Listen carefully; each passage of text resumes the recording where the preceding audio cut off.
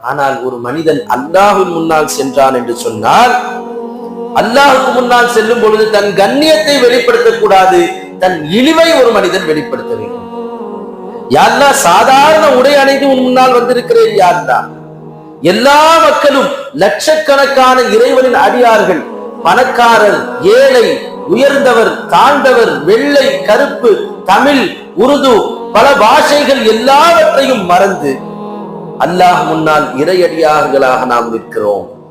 அவரும் இறைவனுடைய அடியார், நானும் இறைவனுடைய அடியார் என்ற இந்த உணர்வை தரக்கூடிய இழிவடைந்த சாதாரணமான உடையை அணிந்து கொண்டிருக்கிறேன் என்ற உணர்வோடு ஒரு ஹாஜி இஹ்ராம் அணிய வேண்டும்.